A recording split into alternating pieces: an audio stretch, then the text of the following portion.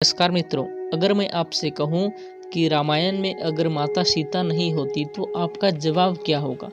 आप शायद यही जवाब देंगे कि अगर माता सीता नहीं होती रामायण में तो राम और रावण के बीच कभी युद्ध नहीं होता। यानी कि कहने का मतलब हम माता सीता के बिना रामायण की कल्पना भी नहीं कर सकते। राम और रावण के युद्ध को तो छोड़ दीजिए, हम सीता माता के बिना रामायण की ही कल्पना भी नहीं कर सकते।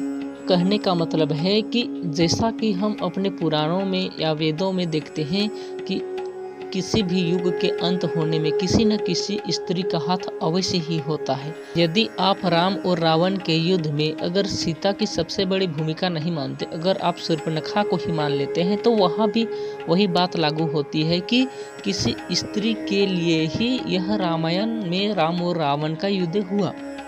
अगर शूर्पणखा ने अपने भाई को माता सीता के रूप सौंदर्य के बारे में नहीं बताया होता तो शायद वह छल के द्वारा माता सीता का हरण नहीं करता, और हो सकता है अगर उन्होंने माता सीता का हरण नहीं किया होता तो शायद भगवान उनका वध भी नहीं करते। यानी कि उनका ही नहीं, जो पूरे लंका का विनाश हो गया, इतने लोग मर गए, तो वो सारे विनाश लीला नहीं होती।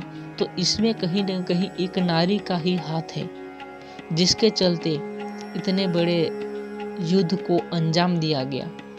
अगर भगवान श्री राम, लक्ष्मण एवं सीता के वनगमन की बात भी करें तो बात आती है नारी की, क्योंकि कैकेयी के द्वारा ही भगवान को वनवास दिया गया था। यानी कि अगर कुल मिलाकर देखा जाए तो इन सब कारणों के पीछे एक नारी का ही हाथ था। हम यह नहीं कहते स्त्री के चलते ही रामायण बना, क्योंकि भगवान का अवतार तो पूर्व निमित्त था, उसे होना ही था, लेकिन निमित्त तो नारी ही बने ना।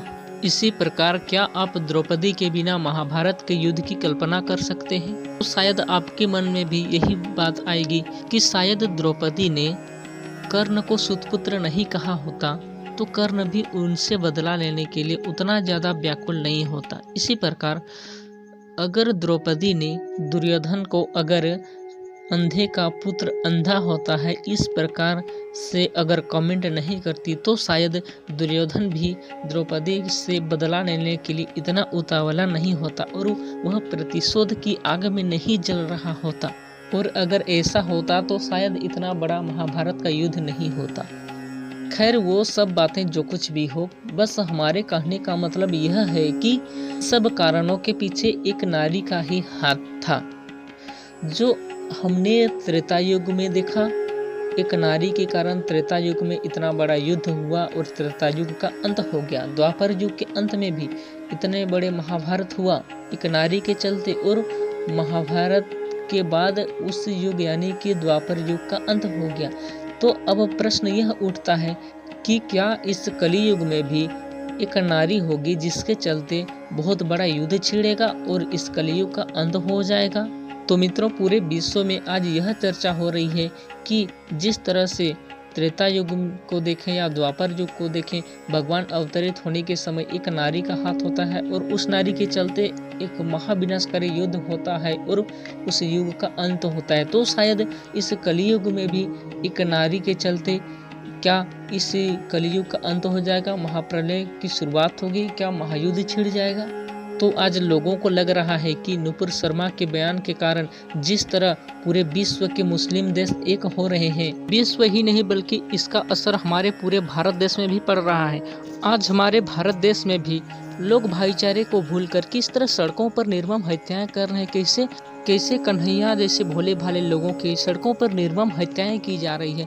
इन सब घटनाओं को देख सुनकर लोगों के मन में यह प्रश्न उठ रहा है कि क्या जिस तरह से सीता माता एवं द्रौपदी अपने अपने युगों में युद्ध का कारण बनी, वैसे ही क्या नुपुर शर्मा का यह बयान भी अब महायुद्ध का कारण बनेगा और क्या इस कलयुग का अंत होगा? यह प्रश्न लोगों के मन में बार बार आ रहा है। अब देखना यह है कि आगे क्या होता है। इस बारे में आपका क्या विचार है, आप हमें कमेंट करके जरूर बताएं।